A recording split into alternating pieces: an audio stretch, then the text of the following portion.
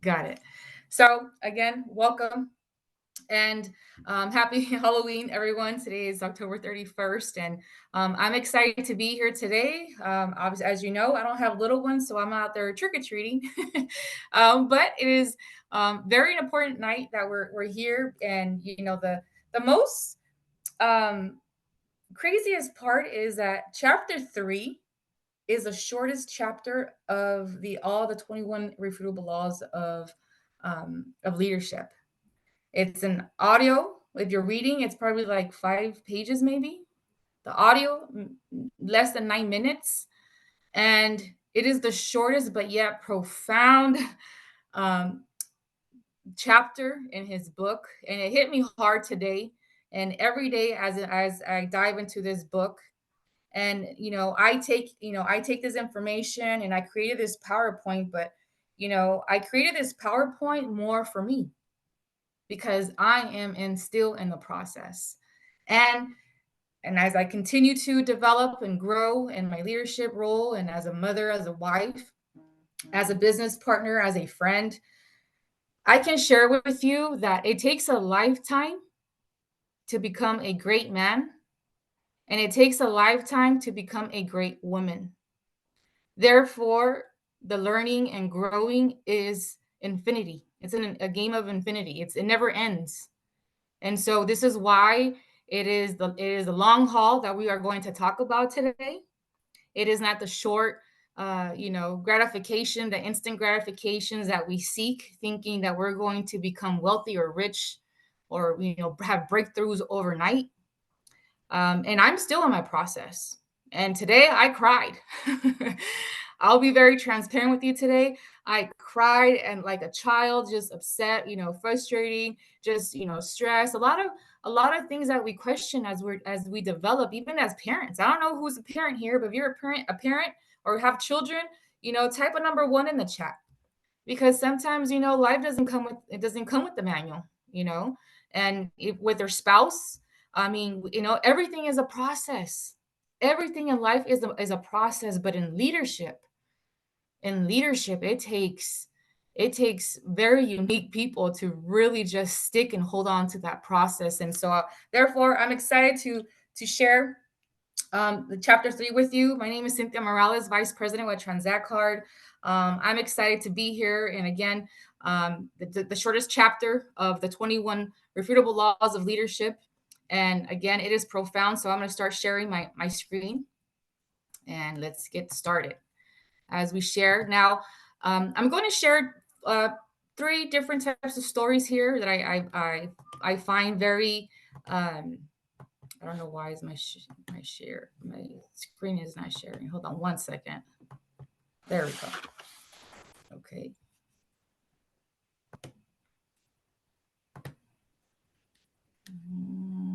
Present.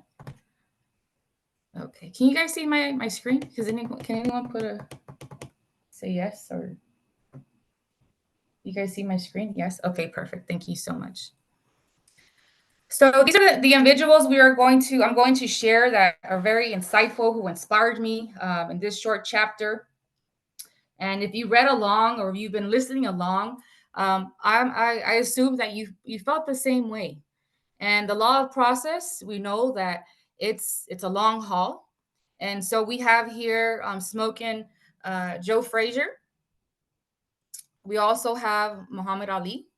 We have this lady here. Her name is Anne. Uh, I forgot her name. I'll remember right now. Schreiber, I believe that's her name. And we have TR, our President Theodore Roosevelt. And these stories are just amazing. And again, behind walls, behind the training and the night, as you when no one is watching, you're building your character and you're doing things that no one could see you doing, but you're paying the price. And again, as we develop and we grow in our leadership, it all comes to light. So I start with this. Leadership is like investing. It compounds. So Anne Shaber, this lady died at 101 years of age. And maybe at this point, if you haven't read the book, you probably never heard her name. It was my first time knowing about Anne. However, we're going to learn a little bit about her. Okay. She lived in a tiny rundown apartment in Manhattan. I mean, her walls, the paper, the wallpaper was just peeling off. She lived on her social security and she received a small pension. When she received this when she retired in 1943. Her rent was only $400 a month. She retired as an auditor for the IRS, making $3,150 a year back in 1943. Now, what I'm about to share with you right now, this woman, I mean, she understood the law of process. I don't know what triggered. I'm intrigued to know, like, what is it that made her act the way she acted and invested the way she invested for the long haul. So she knew the importance of building value. So how did this woman become a legend overnight? She did it one day at a time. And for some of us, that's very frustrating, because we want stuff fast. Now we're in the now. And by the time she retired from the IRS, she managed to save $5,000. She invested the money in stocks and had made a profit to buy more shares and held on to that stock where it split enough shares worth $7.5 million. And the more she accumulated, the more interest she made on her money, the more shares she was able to buy. But here's a great turn, the windfall. There is this gentleman, his name, Norman Lane, the president of Yeshiva University in New York City. Now, mind you, this lady, she retired as an auditor from the IRS. She never went to school. She never even probably stepped a foot at this university in New York City. But this gentleman, Norman, finds out a little old lady whose name he had never heard of and never attended yeshiva left her entire estate worth $22 million to this university. This lady became a hero, a legend overnight. And so you're wondering, probably asking, well, how did she do that? The secret is her success was that she spent most of her time building her worth. This is where the process begins and never ends. It's building her worth. Whether her stock went up or down, the value she never cashed out. She let it do what history is supposed to do, right? She was really in it for the long haul. While other people worried that they were going to run out of money, or they were not going to make it by the time they retired, and the longer she lived, the wealthier she became. And maybe you've heard of other people, especially I come from the crypto space, and I kind of felt like, well, I think I'm kind of in her footsteps right now. And I know the importance. The longer I hold my crypto, the more I'm going to earn and the more value it's going to have. And the process has been, should I sell or should I not? Should I sell or should I not? I've been rolling with the punches. I've seen the market go up to 68,000, come all the way down to 24,000. I'm like, oh my God. I see the balance account on my wallet, and I was like, well, ignore it. Just keep on trucking. And this is the process. And now, I understand. And with this chapter has really hit home for me today. And what actually from last week, from the moment I started reading and diving into this chapter, again, the audiobook is only less than 9 minutes. So I go back to this. So becoming a leader is not like investing successfully in the stock market. It's a lot like investing successfully in the stock market. Well, there's a lot of people who invest and who are not truly successful. There's a very, very, very big number that people just get into the stock market and they are not successful at, in trading or being in the stock market. So if your hope is to make a fortune in a day, you're not going to be successful. Everyone needs to pay a price. There are no successful day traders in leadership development. We all know this. So what's important here is, what are you doing to do, day by day? Really, that's what it falls down to. What we do today and the day by day and staying consistent, eventually that will compound like interests. So, what matters most is what you do day by day over the long haul. The secret of success is found in our daily agenda. Now, I share with you, if you continually invest in your leadership development, letting your assets compound, the inevitable results is growth over time. It's like the process of a fetus in pregnancy. And this is what I can relate to. It takes 9 months to create a little human, a precious life. It needs to go through the process. I share with you that both of my pregnancies did not go to the ultimate process of 9 months. But again, because of that, Andrew's here. Andrew's my son. Andrew was born at a little bit before 7 months. So, what happened to that process?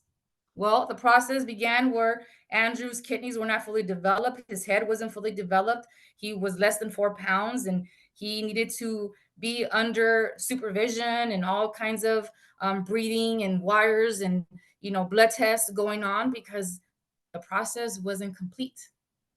But that's just my analogy, and I understood it that way. And I understand, in success, in our leadership, it's every single day. And the more I dive in, I have a better understanding. I hope you do too. It's really growth over time.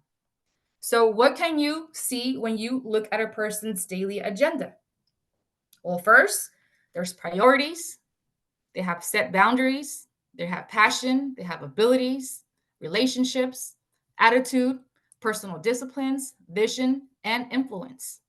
See what a person is doing every day after day, and you'll know who that person is and what he or she is becoming. I know that in this household, leadership, the personal development, it is key. And sometimes I have questioned myself, why am I doing this? Like, for what? And it's times like this where I remember I'm so glad that I stuck to the process. Like, I'm so happy, Cynthia, for you. So it does pay off. And I know that other leaders have probably experienced the same emotions as to why, we question why, and it's tiresome sometimes. But this is where it divides and it separates the true leaders and the ones who just, are just amateurs. So, loads of talent. There's a lot of people with loads of talent. But really, when you have loads of talents, but if you're not applying them, they're really little use. So become a leader. Becoming a leader is a process. Leadership is complicated. It has different, aspects to it.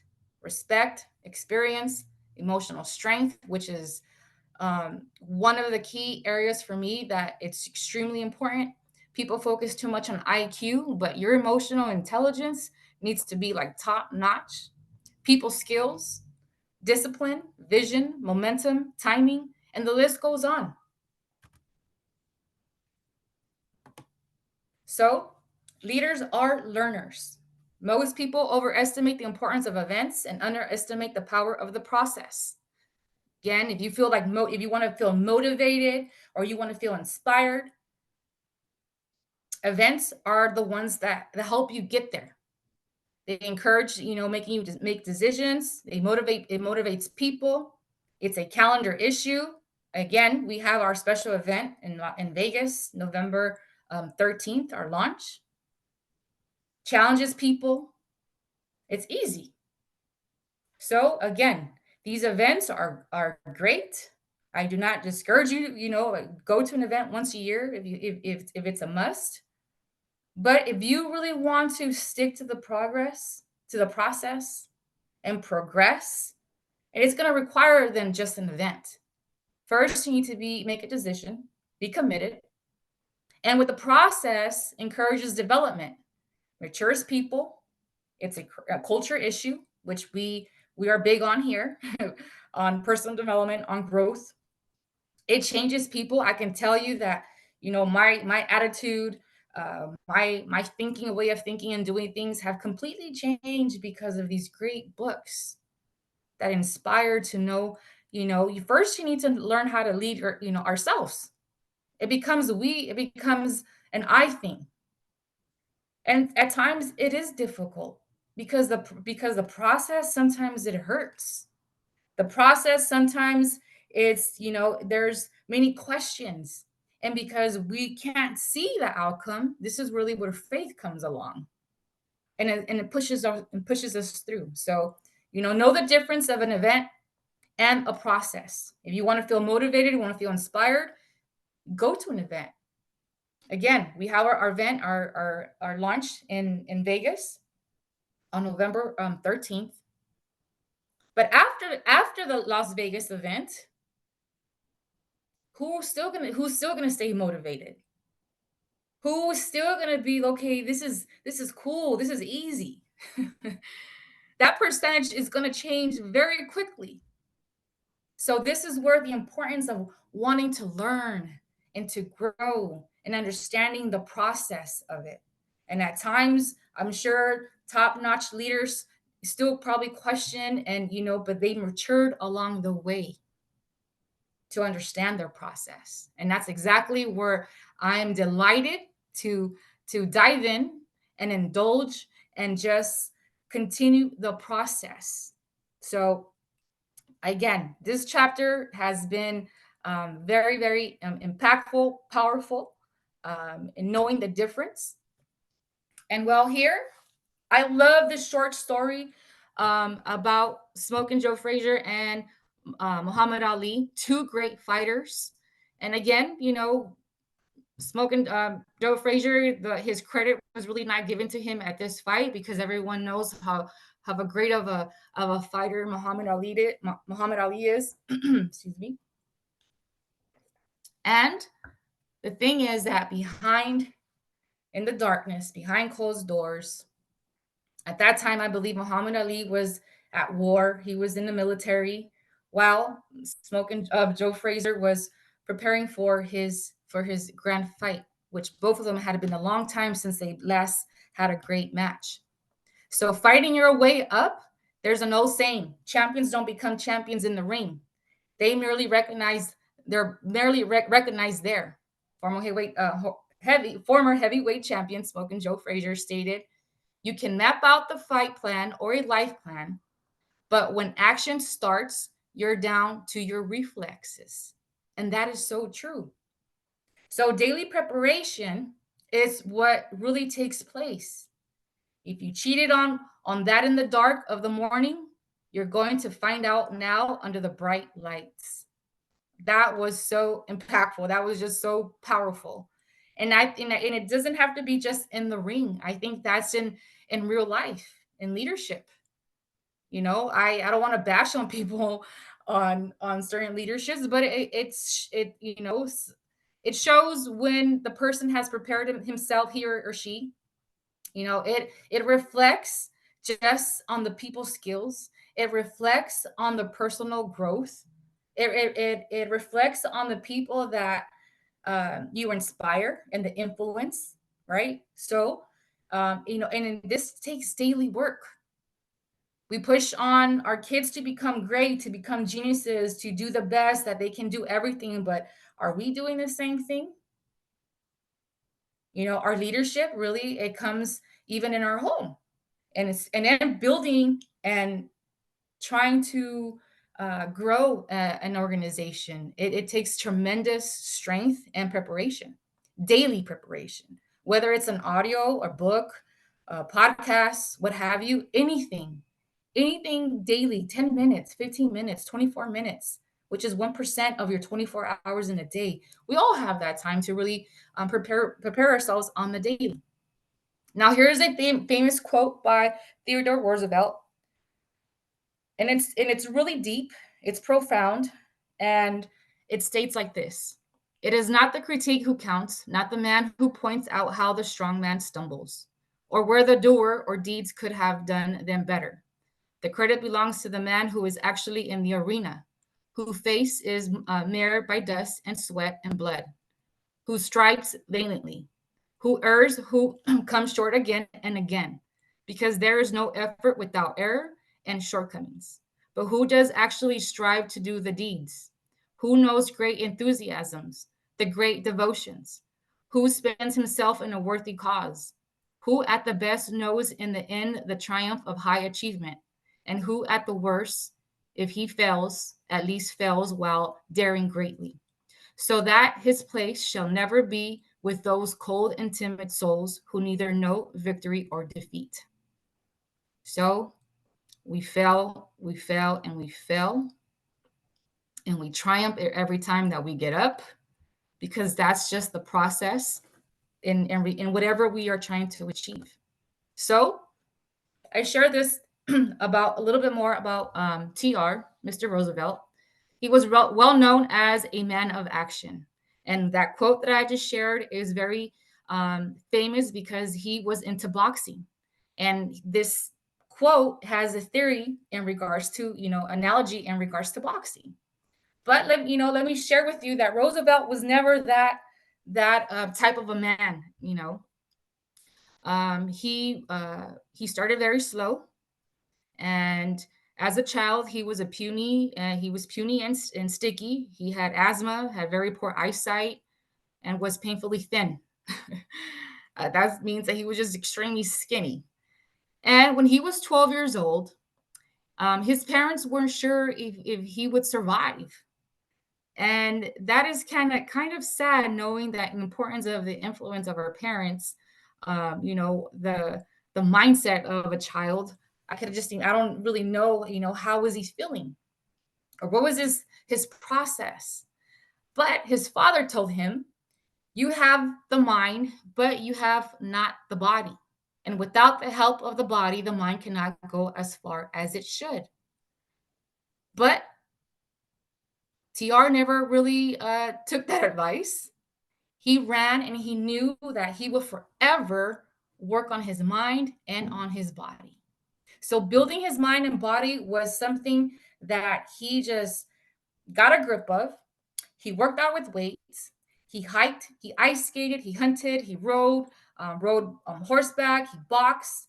I mean, as a hiker, he went on extreme hikes, and he would take other leaders with him and challenge other leaders to do the same. And he would, because he had great influence. And that doesn't, that takes a lot of a person. And it's not because he was talented. It's because he worked at it every single day, day in and day out. So his success was not overnight. Even him being the president of the United States, that still took him a long process.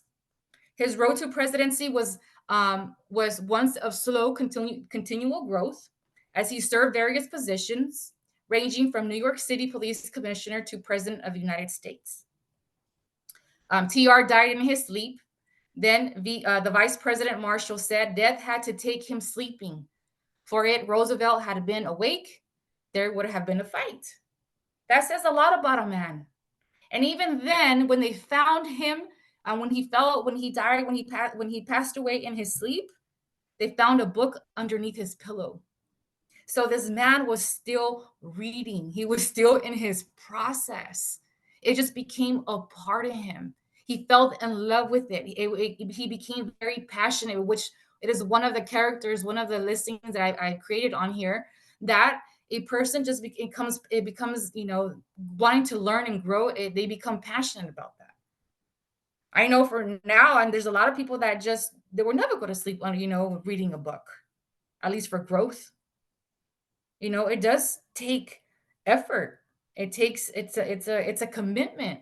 And the best thing I learned about TR is that he loved it. And personal development for me has been a key factor in my life, huge factor in my life. And so, a man of action, and it took him until he passed away. Again, it's for the long haul. The law of process. It doesn't, it's not something that happens overnight. It's something that's day by day. And so I have a question for you, and which, Jaime and I discussed today, and applying the law of process. How will you be intentionally? How will you be intentionally grow as a leader? How will you intentionally grow as a leader? I ask you today. Reflect on that question. For here on the pitch on the image I created here, leadership is the act of guiding and directing people or organization. It takes heart. It really takes heart. So I recommend that you read one book a month, listen to at least one message or podcast a week, and attend a conference on a yearly basis. One book a month. We're reading this, the 21 Irrefutable Laws of Leadership, where, we're diving in each week. So, yeah, I mean, we are going over different chapters, the same book. But if you dive in a little bit and you break it down, even the chapters by pages to start, it's a great way that for us to continue to grow together as an organization, as a team, as as and individuals as well. And again, like, leadership is not just for the household. Personal development is not just for the household. It helps us mature and grow. It brings a different perspective. And if you find yourself confused, like I was once years ago, where I was like, I know there's something better out there for me. I know that I deserve better, but how do I get there? Like, where do I need to start? Because I'm a very difficult person to be coachable at times. So I do need books. And I didn't know how to start at first. And I was a collector of John C. Maxwell books. And guess what? All those great editions were covered in the clear plastic and how I bought them, just collecting dust on a shelf. So if you need a plan, or you find yourself like myself, you even want to read Today Matters by John C. Maxwell. It is a phenomenal read. It contains a personal growth plan that he has used for years. And along with this law, the law of process, really all that matters is today. What you do today counts. What you apply today counts. What you listen to today counts. And it's adding, and in that every single day it starts to compound. And so when adversities come in an organization, and questioning your leadership, you have been paying the price day by day. So it's worth it. So I close out with this. See you next Tuesday, November 7th, same time. We'll have Andrew Ortega continuing step 4, which is the law of navigation. Anyone can steer the ship, but it takes a leader to chart the course. So I invite you to participate. If you have not listened to the book, I highly recommend. We'll be going over chapter 4. So, and I thank you all for being here tonight. And I wish you all a great evening, and I'll see you next Tuesday. Tomorrow night, we have a full-on presentation by Mr. Andrew Ortega at the same time, 8:30. And if you have guests or know people that will be interested in what are we currently doing, I highly recommend that you invite them. Please ask for the link. Andrew does share. He does very well by sharing the link for tomorrow. So I wish everyone a good night. Thank you so much for participating, and see you guys tomorrow.